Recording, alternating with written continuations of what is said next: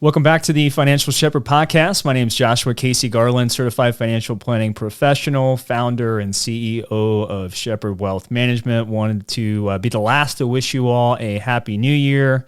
Ezra, welcome to 2023, and you're back from Hawaii. I'm back from Hawaii, and it's a new year. While I was gone, it happened. I don't remember it, but somehow it's 2023. I thought you'd come back with a lot more like suntan kind of thing going on here, but it was also December and January out there too, so maybe it wasn't as warm. I don't know if that's a joke about being a ginger or not.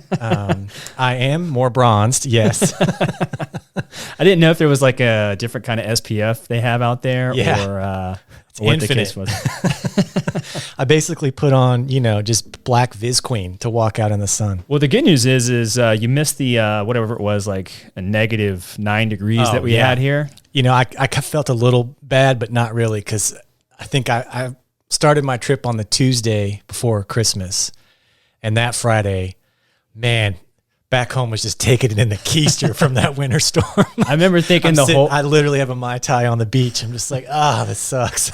That's what I was thinking the whole time when I had to go outside and shovel in the negative temperature. The wind was blowing like crazy. And the whole time I'm sitting out there thinking, I guarantee you Ezra's, drinking a Mai Tai right now. Yeah, I was. It switched between Mai Tai, surfboard, and hiking. It was pretty great. Well, I'm glad you enjoyed it. I'm glad you made it back. Glad to be back, even with that awesome trip. So yeah, I know the flight wasn't the most fun thing in the world, especially that time of year. But yeah, well, I lucked out because I flew Southwest both there and back, and obviously there didn't have the issues, but somehow I straddled all of their issues problems, and I didn't have any delays or anything.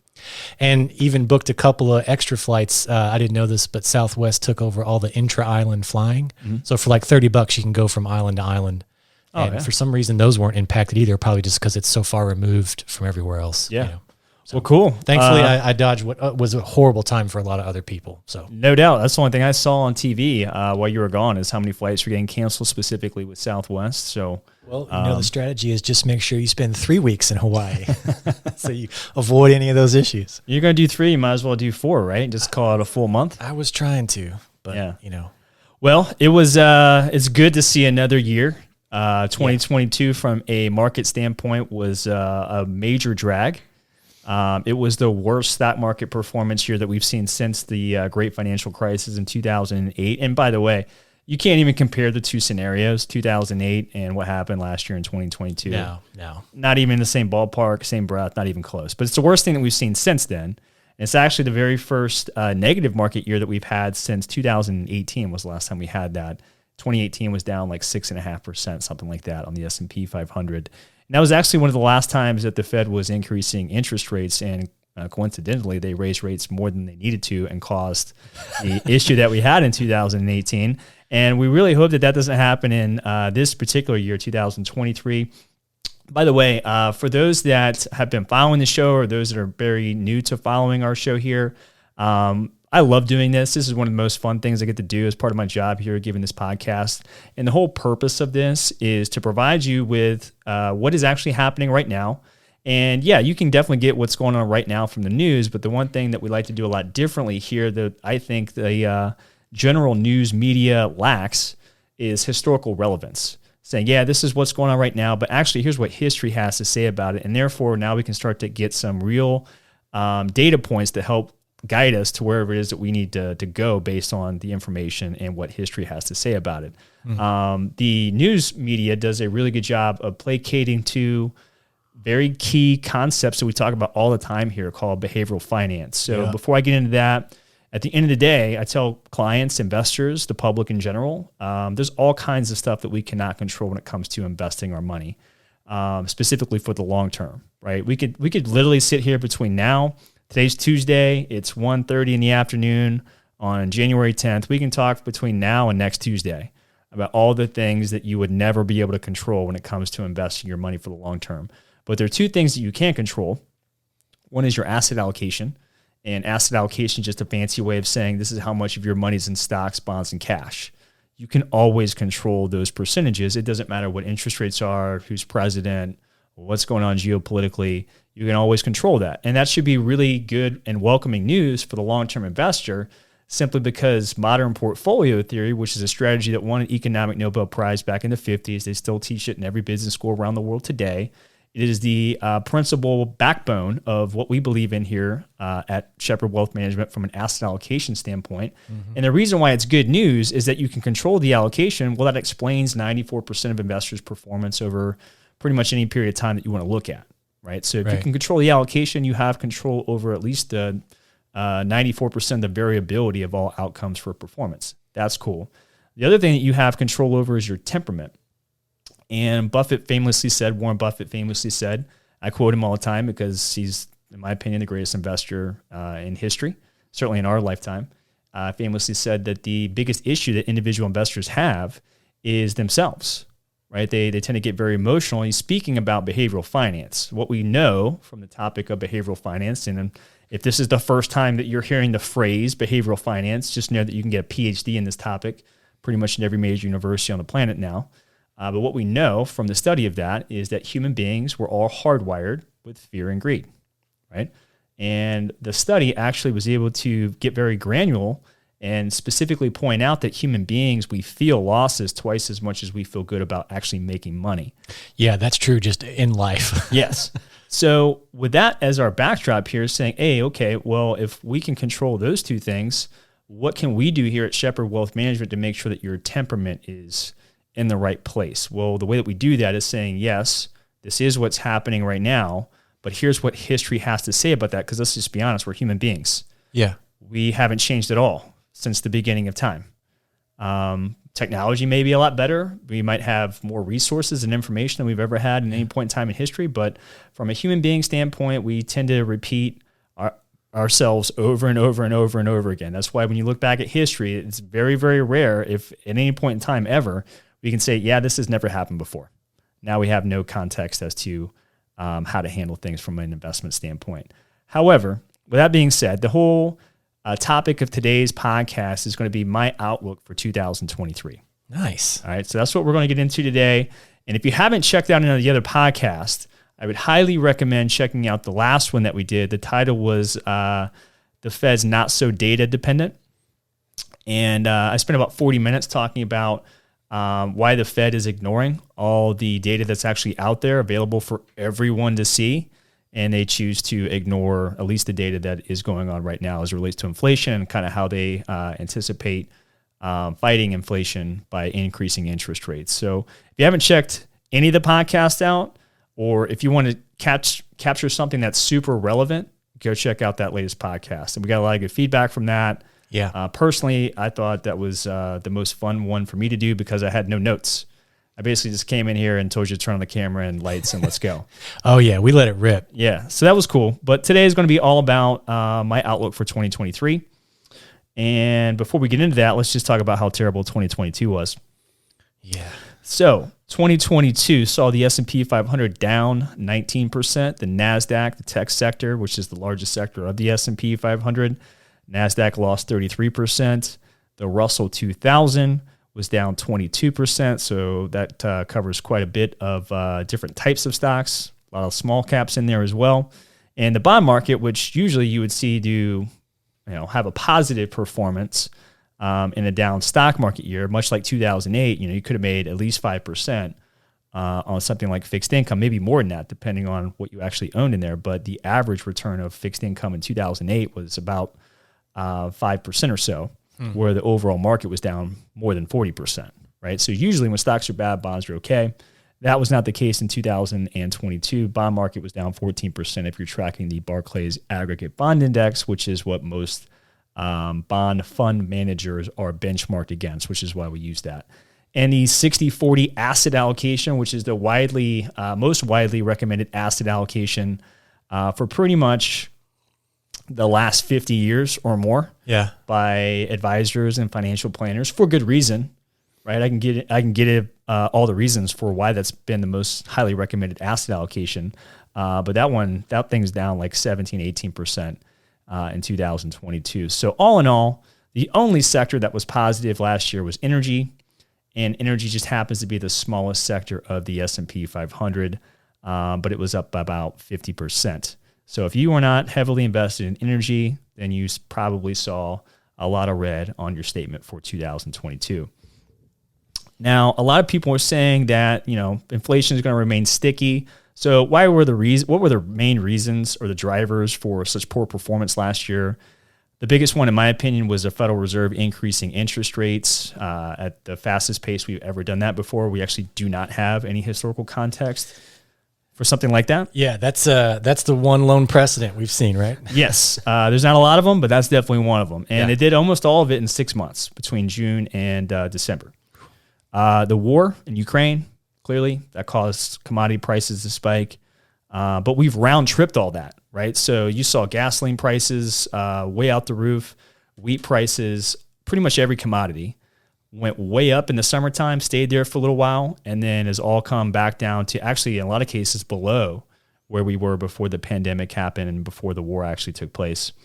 We had the zero COVID policy in China that seems to be laxing as we're talking right now. So the second largest economy in the world, they have everybody shut down behind, their own apartment complex or home for the majority of the year. And obviously there's a lot of supply chain that goes on through China. And then of course the strong US dollar. So we had a very strong US dollar last year in 2022. That is a drag on earnings for corporations that sell products and services globally. So those are some of the reasons for the poor performance. And the big one, in my view, was increasing interest rates over 400 basis points. Now, a lot of people say that inflation is going to remain stubbornly high. And actually, if you listen to what the Fed chairmen and women are saying right now, they're kind of saying sort of the same thing, that inflation is still too high and we have more work to do. But pointing back to the last podcast that we did, the data is suggesting the exact opposite of that. In fact, inflation's falling like a rock, and the bond market's saying there is no actual real economic reason to continue to raise interest rates. So we pointed that out in our last podcast. So that's just a summary of the poor performance of 2022. Why did it happen? And now we would like to transition more into my outlook for 2023. So 2023, certainly we don't want it to be anything close to as bad as 2022. But I would actually suggest in the data that we're looking at here, so a lot of the things that I'm going to be quoting from today is coming from Tom Lee and his team at FI Fundstrat. So shout out to FI Fundstrat. They're on CNBC quite a lot. Actually, Tom Lee was on CNBC yesterday after the market closed at 4 o'clock. And that's all his firm does, is produce data, put that in historical context, which is exactly what we're looking for here, to give us some idea of where we might be headed in the future. And I'm going to be using a lot of their data today. So just wanted to disclose that up front. So a lot of the research that we're looking at here would actually suggest that this is one of the highest probabilities of a 10+% type of performing year that we've seen in quite a while. So I'm very excited to get into some of this with you all today, and certainly hope you all are excited to hear that as well, especially after, down 20+% for a lot of people. And if they weren't down that much, then great. You're probably down north of 10%, which isn't fun either. So in 2023, we've only had a few trading days so far, but the first 4 or 5 days of the market are actually very, very important.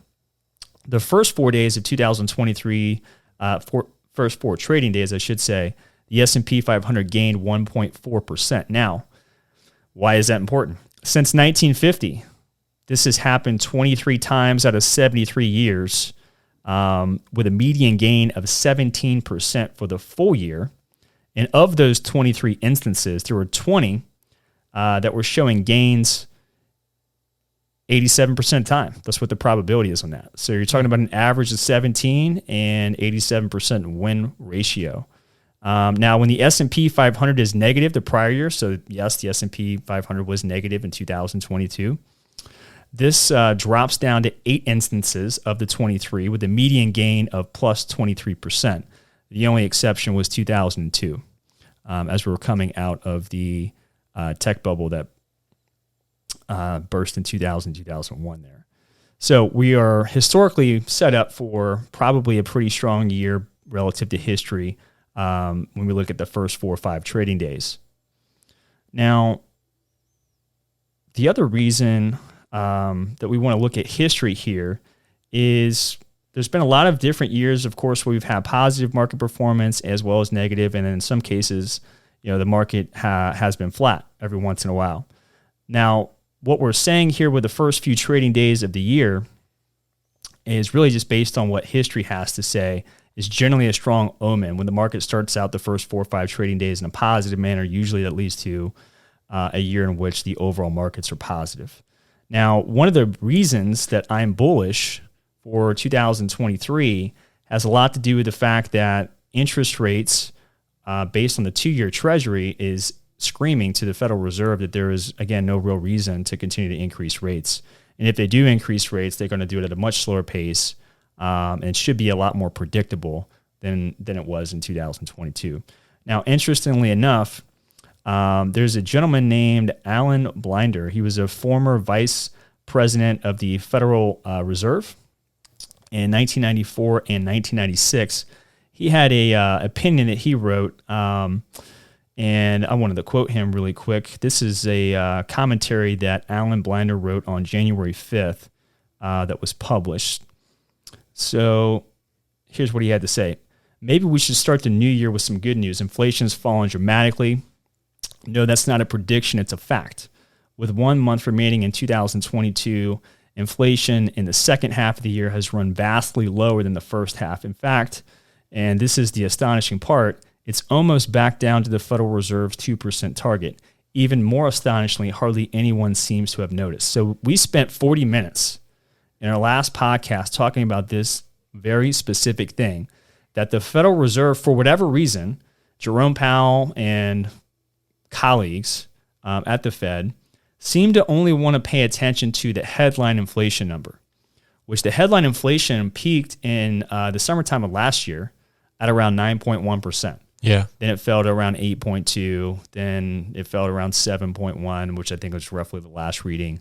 And now they are anticipating like a 6.7% headline inflation number coming out this Thursday, actually January 12th. So yeah, the headline number is a long way away from that 2% target that they're looking at. But if you actually look at the last couple of prints on inflation, and then if we assume that this Thursday we're going to get another similar print as what we got last month, meaning inflation's coming down, your actual run rate annualized for inflation is about 2.8%. That's in spitting distance of what their target of 2% long-term inflation run rate should be. Yeah. Which is the reason why the market's very confused right now. You're seeing a ton of volatility that, in my opinion, is completely unnecessary. If the Fed would actually acknowledge the fact that what they are doing has, in fact, worked, and that they don't really know what the peak terminal rate of inflation would be, where we get maximum employment, we do not cause a recession, and now we can start to look to potentially cut interest rates, which is clearly a very good thing for equities. We'll find out exactly what a lot of people have to say this Thursday when we get another inflation print. I'd be very, very interested to hear what they have to say.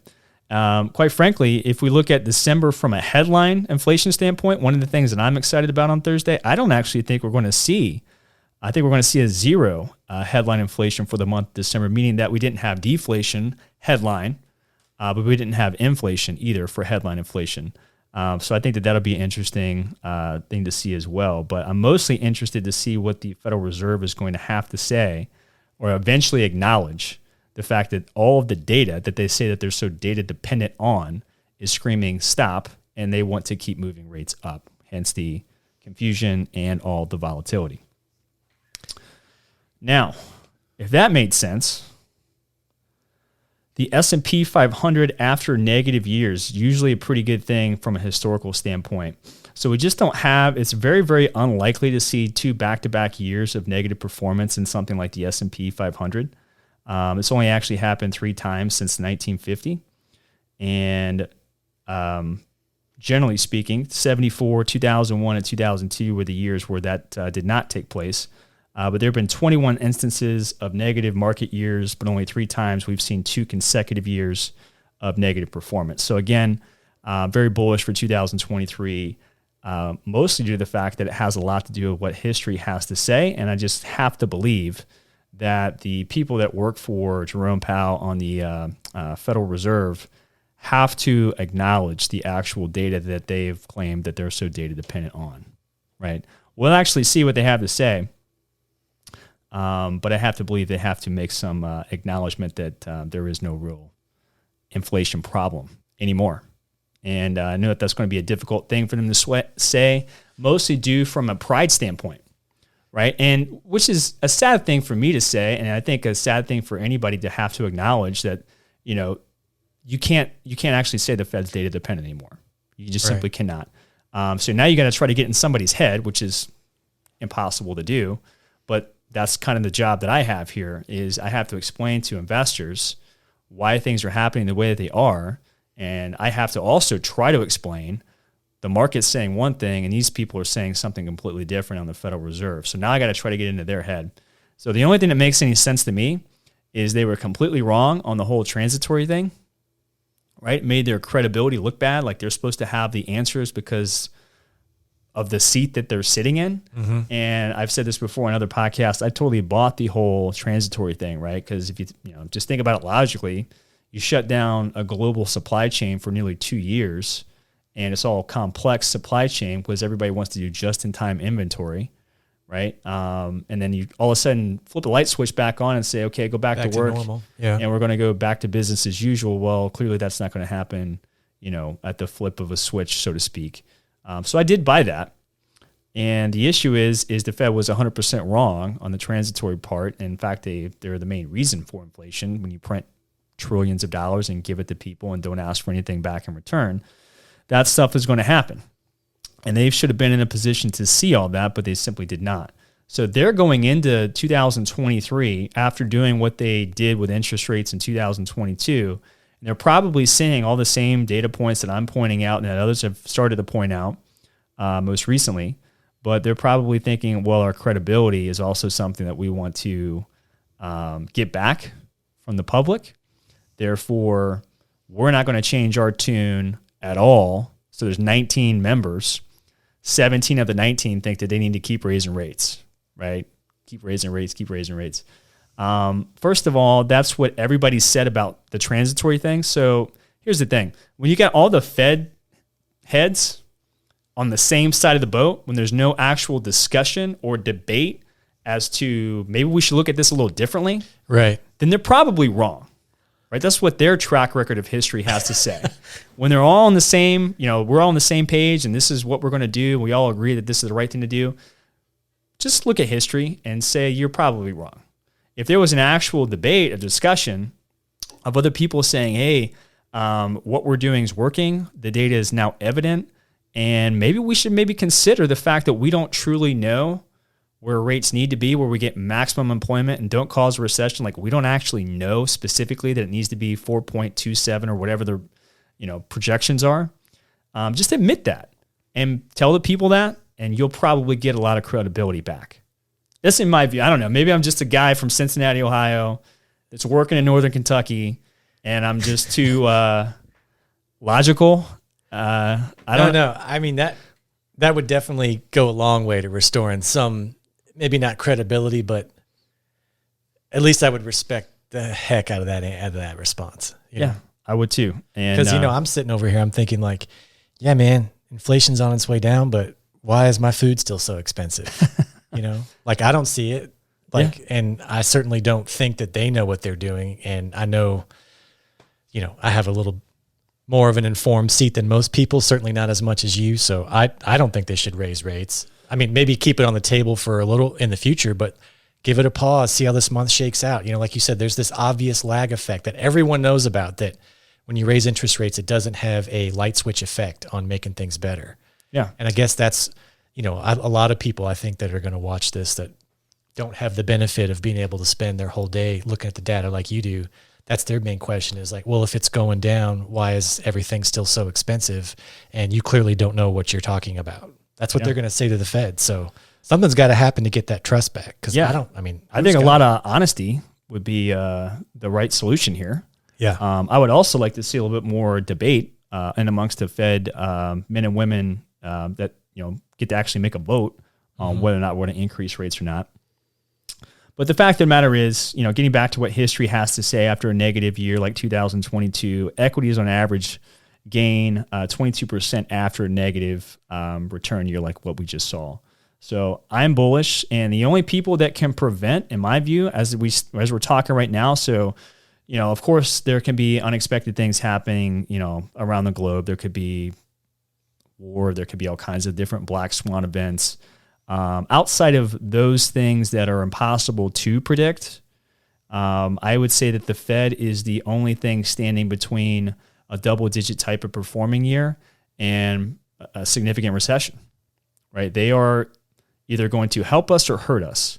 And I actually think that they're in a position to look like heroes if they would just be a lot more honest with what's going on. And that's the only reason. Again, I point back to what's going on in the markets so far this year. The markets are saying you can't increase rates, and they're saying that they have to increase rates. Right, yeah. Somebody's wrong here. There is not a lot of gray room, but the truth of the matter is they could look like heroes, and here's why. Well, we got to define what a soft landing is, and my interpretation of a soft landing is we have very low unemployment, which is like what we have right now, about 3.5%, historically low, right? The Fed's target's like 4%. We keep unemployment low, and we don't actually cause a recession. That, to me, is a soft landing. Well, they have unemployment. That box is checked. Yeah, has been. Right? Yeah. So what's going to cause a recession? Well, you increase rates so much that corporations are forced to do things like lay off millions of people and bring back their earnings projections and their profitability projections for 2023. Like, that's what would cause a recession. You see unemployment go up past that 4% watermark there, and then all of a sudden corporate earnings are garbage, right? Because they're anticipating that the Fed's going to cause a massive economic event, like a recession. There are a lot of tailwinds, though, outside of the Federal Reserve. And the tailwinds, in my view, for 2023 starts with the U.S. dollar. I talked about how strong the U.S. dollar was last year. U.S. dollar comes down for companies that sell products and services globally. That's a good thing, because now those other countries can buy things or more of those things. Because again, the dollar is the exchange benchmark there. So that'll be profitable for earnings. Actually, the data that we have would suggest that could be a 5 to 8% tailwind for earnings, just seeing the U.S. dollar come down. So that's a big boost to earnings just in and of itself. You have interest rates coming down, can also be good. Supply chains easing, China reopening, all of those things would be very good. Now, the other one that would be great for the market is the VIX, which is just a volatility index. It's talked about quite a bit on news outlets. And if you're not familiar with the VIX is, of course, you can Google it, but it's just a bunch of options contracts that are written on a 1-month S&P 500 index. So as the VIX goes down, you would expect volatility to be going down, which is a good thing for equities. The VIX was elevated last year. It had a pretty high average VIX number of north of 22, which is historically not that great for stocks. And of course, we went through 2022 and saw the result of that. So we got some tailwinds, but the big one's the Fed. They could get I think they're going to get a great deflationary report here on Thursday, meaning inflation's lower than markets anticipate. And somebody from the Fed should come out and say, you know what, maybe we don't actually need to do as much damage interest rate wise is what we had originally planned on doing. We'll have a debate amongst ourselves before our February 1st announcement. And, we'll see what that looks like at that particular point in time, because now we can point to 3 consecutive months of deflationary types of numbers. And you're seeing that across the board, in every major sector of the economy. It just shows up in the mortgage market first. Right, that's the first thing that you see. Yeah, and that's the lag effect. Like, it doesn't immediately hit the price of bananas. It takes time for that new shipment to come in, where the costs and the supply, everything is. That's like you're saying. It's like, why not wait to see some of that show up? Yeah, I don't know. Like, why do we have to keep cranking stuff up, possibly pushing us into a technical recession? Like you've mentioned how last year felt like one the whole time, but it wasn't actually one technically. Yeah, it definitely felt like we were in a recession the entire year. Yeah. No doubt about that. So we don't need to revisit that with an actual one. Yeah. Now, what are the favorite sectors? So my favorite sector going into 2023 would be technology. And it was the worst performing sector of 2022. hands down. But it's also the largest sector of the S&P 500. It's almost 25% of the entire market. And that was not always the case, obviously. We have some of the fastest growing technology that we've ever seen in the last 10 years of all time. But if you actually look at what history has to say about the tech sector, usually when we have, a situation where there's not enough workers to do a task, there's massive investment in technology to automate that. And the other thing where we get massive investment in technology is when profit margins or operating margins start to get squeezed, which is kind of going on right now because wages have gone up, right? Then there needs to be another way to protect that profit margin. And one way to do that is to automate certain tasks along the assembly line or supply chain or what have you. Obviously, if you have it automated, that automation can happen 24/7, 365. They don't need bathroom breaks. They don't need a 401k or healthcare or any of those other things. So automation is going to continue to happen. And if the technology sector is 25% of the market today, and one of the big talking points that the Fed has and that we've seen for the last 2 years since the pandemic is there's 2 job openings for every 1 person that's looking for a job. I don't actually think it's a 2-to-1 ratio. I think it's closer to like 1.5. But when there is this supply and demand dislocation in the labor market, CFOs and CEOs are going to make a lot of investments into technology. And that's what got the technology sector, at least one of the reasons why it's 25% of the overall market right now. I could see a point in time in the future, maybe 10, 15 years from now, where the technology sector is close to half of the weighting, in the S&P 500. And that's a major reason why I like tech. It also happens to be, again, as I mentioned in 2022, the worst performing sector. So if we anticipate that the Fed is either going to pause and or cut rates sometime in 2023, which, by the way, they're not saying they're going to do either one of those things. They're saying they're going to increase rates and then not cut them until 2024, which is... That sounds insane. I mean, the data would suggest that it is insane, right? You'd actually have to maybe go, check Mr. Powell into some sort of therapy. If that's in fact what they do and just completely ignore the data, then I would say that there's... is that just like hyperbolic Red Bull talk? Did he just like crush a couple Red Bulls? Truthfully, I think this is pride. I think that they got slapped in the face by the entire world saying, you guys were wrong. This was not transitory inflation. And now they're in a position where they have to fight inflation. And I think that their biggest fear is not causing a recession. I think that their biggest fear is the public thinks that we don't know what we're doing. Well, that ship has sailed. Yeah, I think it's sailed. Which again, if they would humble up a little bit and just tell the truth and speak to some of these things, there's no reason for pride to be the reason why you're like, oh, we got to keep raising rates. Yeah, right. I think that attitude will change here very, very shortly because I am not the only person with this data. Everybody else has it too. You can see it for yourself, or you can just watch my show. And I'll tell it like it is. Now, when it comes to the sectors that we like, the next one would be energy. So I talked about technology, why we like that. So I guess before I get to energy, we talked about tech automation spend. We talked about it being the worst performing sector in 2022.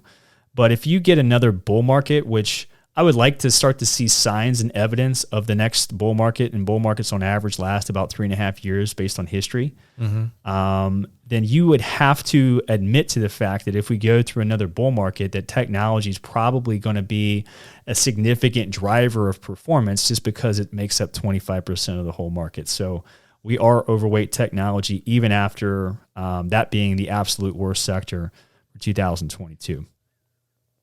Next sector, energy. So why energy? You've probably seen in the news recently that natural gas prices have fallen. You've seen gasoline prices fall at the pump. And energy is actually the smallest sector of the S&P 500. It's had 2 back-to-back years, 2021, 2022, where they've had unbelievable gains that they haven't seen in that sector for a long, long time. But I think one of the things that we can take away from 2022, not just here in this country, but just globally, is from a national security standpoint, we need to be energy independent as much as possible for all things that we need. I think there's been a bigger focus on, hey, we do need, in fact, fossil fuels to be able to have the type of quality of life that we're looking for here. I think that that's going to slowly change with all the climate change initiatives. It just obviously doesn't happen overnight. So fossil fuels will at least be around for a little while longer from a standard of living standpoint. And you have this nice little floor for the price of oil because the United States economy has to replenish the strategic petroleum reserve, which they tapped into, quite a bit last year. Other reason why I think energy is going to have a solid year, you have Democrats that hold the Senate. That equals less drilling and usually equals a slightly higher average oil price. And of course, the OPEC plus, right? We can't really get into the minds of everybody involved there in Saudi Arabia and so forth, other countries. But they're used to a slightly higher price for a barrel of oil than what they've seen in the last several years. And because of the fact that we learned a lot about the importance of energy independence, specifically, over in Europe, because of the war that's going on there. Texas. Yeah, Texas. That, you're probably going to see OPEC not want to produce as much barrels of oil. Therefore, they're wanting to keep the price a little higher for a little bit longer. So I don't want to be overweight energy as much as I was last year. It was a pretty significant overweight for us, but we do want to have that exposure, nice dividend, and very low price to earnings multiple, and pretty much the entire sector there. So you're getting a quality company. Price of barrel oil is going to stay higher.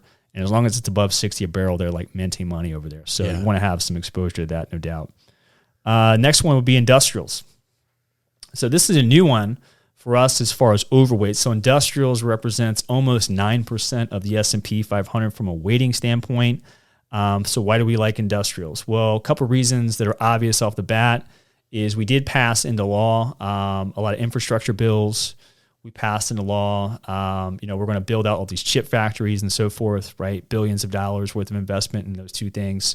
And you need machines, equipment, people to move ground, to build things, so on and so forth. So your Caterpillars, your General Electrics, that build the aircraft engines, your John Deere's, those types of companies should do very, very well. Not in just this year, but probably for the foreseeable future with all the dollars that we're spending on that. Now, again, as I mentioned, the U.S. dollar should weaken this year as well. That should be supportive for earnings per share valuations. Europe is recovering, so they're going to make a lot of investments over there, specifically on the energy front. So that's going to be a catalyst for that sector. The China reopening, obviously the second largest economy, when they start having a normal economic year where they have not been anywhere close to where they'd like to be from a GDP standpoint in quite a while, they're going to need industrials to boost that economy as well. So another reason why we like industrials, I would suggest potentially looking at overweighting that a little bit. Being about a 9% weighting in the S&P 500, we'd like to have a little bit more weighting than that. And then the last one would be healthcare.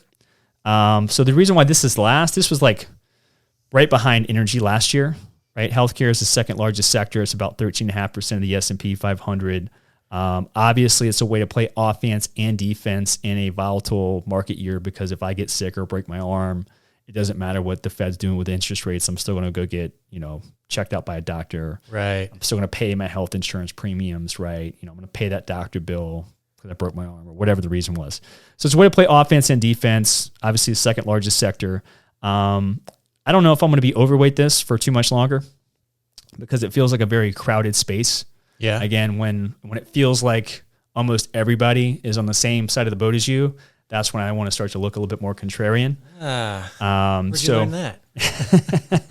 Warren Buffett, primarily.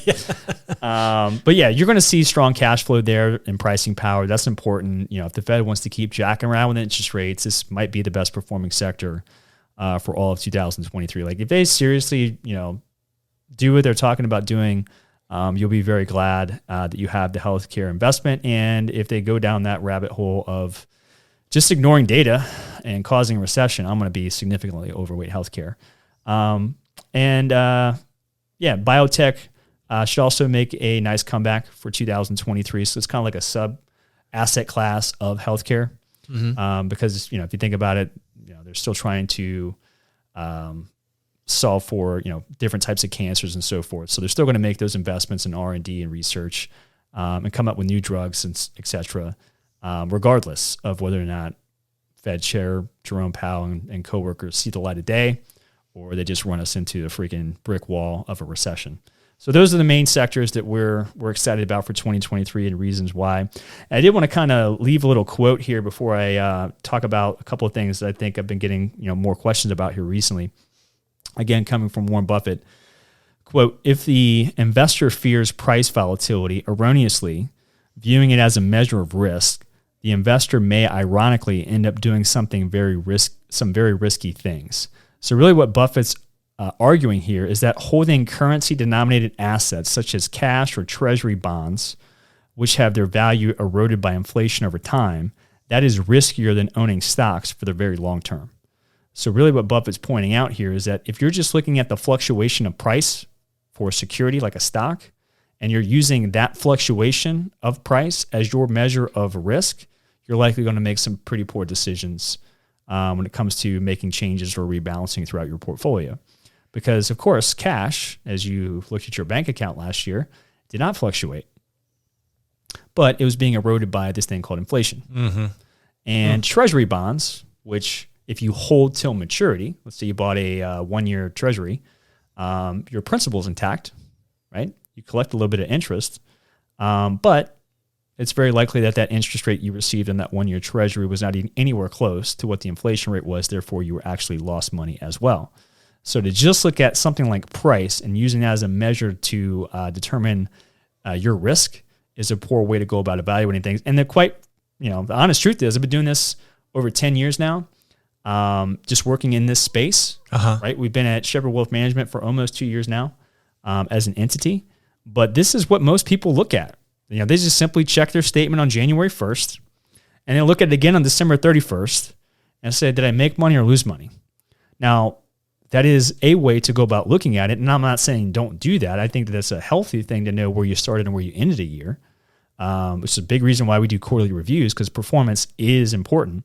But if you're just looking at the price and using that as a measure of risk, again, I think that's what ends up driving people to make those fearish decisions as opposed to looking at the actual logic of things. Like, why is it happening this way? What does history have to say about this specific circumstance? And that's what Buffett's speaking to. The funny thing is when he said this, behavioral finance really wasn't a thing. Like, he just intuitively knew that there are some right ways to go about looking at things and some wrong ways. Dare we say he's the Isaac Newton of it? He invented his calculus. That's exactly right. So I just wanted to kind of share that little quick quote here with you. And kind of to wrap up today's podcast, I've been getting a lot of different questions, of course, about the Federal Reserve and interest rates and how that's going to do or how that's going to impact things like earnings, so on and so forth. And I briefly had touched on this, a little earlier in the conversation here where we're talking about the VIX. Mm-hmm. So I found some interesting statistics here. So the VIX matters far more for 2023 from a return standpoint in the markets than earnings per share growth. And I have some data points as to why that is. So, post-negative years, which is what we saw in 2022, if the VIX falls, equity gain is 22% with a win ratio of 83% of the time. If the VIX rises, equity loses on average 23% of the time with a win ratio of only 16 times. So earnings per share growth has little impact. In fact, earnings per share growth is negative year over year, which is probably likely this year. Going into 2023, you'll probably see negative year over year earnings per share growth. Not a guarantee, but likely. Even if that were to happen, the median gain, based on what history has to say on the S&P 500, is almost 15% if the VIX is falling. So earnings per share growth can be negative, and a lot of people are calling for that. But if the VIX falls, then we're looking at a pretty nice solid return, again, double digits. If earnings per share growth is positive year over year, the median gain is only 15.5%. So yeah, it's a little bit better. So the VIX is falling and earnings per share growth is positive year over year. So we get a better or a more positive average annualized return on the S&P. But that's hardly a sizable difference there, whether we have earnings per share growth being negative year over year or positive year over year. Really what you want to look at is the VIX. If that's falling, then expect likely double-digit performance. for the S&P 500 and probably other major averages as well. So I know a lot of people have been asking me about the impact of earnings per share, but honestly, it is important. It's something we're going to look at every time that companies produce earnings, but it's not the sole reason for why we'll either have a strong market year or a negative market year. I think that we want to look at what the Fed's doing with inflation and interest rates, and then point to the VIX. Lastly, of course, you cannot throw out the importance of earnings, right? Because they definitely matter. But this data is suggesting, going back, since World War II, that the VIX is going to be a pretty good indication of where we end up for 2023, as well as the first 4 or 5 trading days, which is what we talked about at the very beginning of this. So a lot of questions coming from clients from that recently. Usually I take, client or viewer questions at the end of the podcast show, but I just wanted to kind of share what I've been receiving recently from doing quarterly reviews with clients, as well as my annual reviews, and the data points that we have access to here in large part thanks to Tom Lee and his team at FI Fund Strat. So that was everything that we wanted to get to here today, Ez. Any parting shots? No, just for the viewers to remember to look out for the beginning of February when we move to our new live platform and the official start of season 3. So we're looking forward to that. Otherwise, keep on going, man. This has been great. Yeah, as Ez said, we're going to be going on YouTube Live beginning in February. We'll make some announcements as relates to when we're going to be doing that specifically, because you get the Federal Reserve meeting on the 1st of February, so we might get a podcast in before or after that. We'll figure that out. And also, before we wrap up, one small but yet very important announcement. Super excited to announce that we have a new president of Shepherd Wealth Management. So really good, close friend of mine. I've known him for years. He's actually in my wedding as well, worked alongside of him at TD Ameritrade for many years. Great friend. You know him as well as John Ashcroft is the new partner of Shepherd Wealth Management. And his website and background bio information is going to go on the Shepherd Wealth Management website. Should be on there today at some point in time. So you can go to shepherdwm.com and you can check that out. We'll have John on the show here, I'm sure, in the not too distant future. But we have a new president and very excited to make that announcement. Yeah, can't wait to hear more about that. Yeah, and a lot more to come. To meet John. A lot more to come from an announcement standpoint. Some things that I'm very, very excited about that I can't really share right now. But more to come on that. And as mentioned, we do this about every 2 weeks, about a 40, 45-minute podcast. And certainly hope you guys get a chance to check that out. If you go to YouTube or just go to our website, shepherdwm.com, upper left-hand part of the page, you can take you right to the YouTube channel. You can check out anything you want there. And of course, you can submit questions to us when we go YouTube live right from the chat. Mm-hmm. Yeah. So in live motion, or as we're doing it, you can just type in a question. Yeah. Same thing. Instead of the text thread and stuff we got right now and listener calling in, we're going to also have, you can just log in with your YouTube account and ask us questions directly. Yeah. Of course, you can always text 513-630-2664, and we'll be glad to address your questions while we're here in studio. So with that, I want to wish you all a great rest of your day. Happy New Year, and certainly looking forward to what I anticipate to be a double-digit type of performance here. So look forward to that, and I hope you guys have a great rest of your day. Take care.